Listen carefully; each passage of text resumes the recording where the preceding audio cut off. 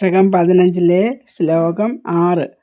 അഹഹ ബഹുലഹിംസാ സഞ്ചിതാർത്ഥൈ കുടുംബം പ്രതിദിനമനുപുഷ്ണൻ സ്ത്രീജിതോ ബാലലാളി വിശതി ഗൃഹസക്തോ യാതനാമയ്യഭക്തഃ കപിലതനുരിതിത്വം ദേവഹൂത്യൈ നഗാദി.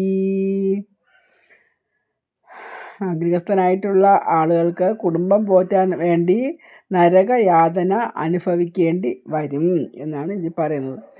അഹഹ കഷ്ടം കഷ്ടം, അഹഹ കഷ്ടം കഷ്ടം, ബഹുല ഹിംസ പലതരത്തിലുള്ള ഹിംസകൾ ചെയ്തിട്ട്, സഞ്ചിതാർത്ഥൈ കുടുംബം കുടുംബത്തിനെ അന്യായ മാർഗത്തിൽ സമ്പാദിച്ചു കൊണ്ടുവന്ന പണം കൊണ്ട് കുടുംബത്തിനെ പ്രതിദിനമനുപുഷ്ണൻ പ്രതിദിനം ഓരോ ദിവസവും പോഷിപ്പിച്ചിട്ട് എന്നും സ്വന്തം കുടുംബത്തെ തീറ്റിപ്പോറ്റിയും, സ്ത്രീജിതോ സ്ത്രീയെയും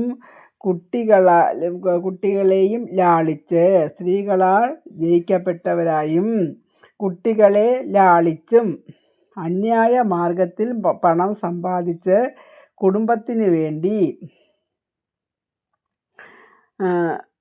വിശതിഹി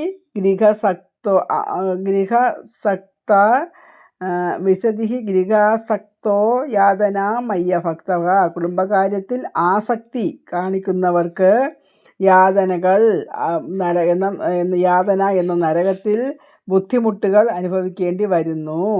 കപിലതനു രിതിത്വം ദേവഹൂത്യൈ നഗാദി.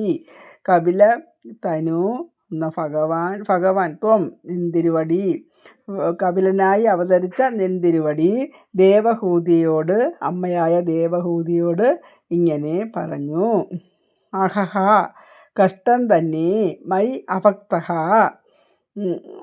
എന്നിൽ ഭക്തി ഇല്ലാത്തവർ, ബഹുല സഞ്ചിതാർത്ഥൈ പലതരത്തിലുള്ള അക്രമങ്ങളും അന്യായ പ്രവൃത്തികളും ചെയ്തിട്ട്, പ്രതിദിനമനുപുഷ്ണൻ പ്രതിദിനം കുടുംബത്തെ തീറ്റിപ്പോറ്റുന്നവരായാൽ, സ്ത്രീജിതോ ബാലലാളി സ്ത്രീയുടെ വശത്തായി കുട്ടികളെയും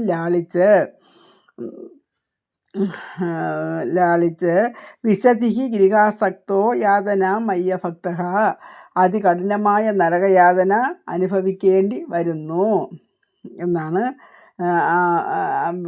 ഭഗവാൻ അമ്മയോട് ദേവഹൂതിയോട് പറഞ്ഞത്. അതാണ് മേൽപ്പത്തൂർ ഈ ശ്ലോകത്തിൽ പറയുന്നത്. അഹഹ ബഹുലഹിംസ സഞ്ചിതാർത്ഥൈ കുടുംബം പ്രതിദിനമനുപുഷ്ണൻ ശ്രീജിതോ ബാലലാളി വിശതി ഗൃഹസക്തോ യാതനാമയ്യഭക്ത കപിലതനുരിതിത്വം ദേവഹൂത്യൈ നഗാദി.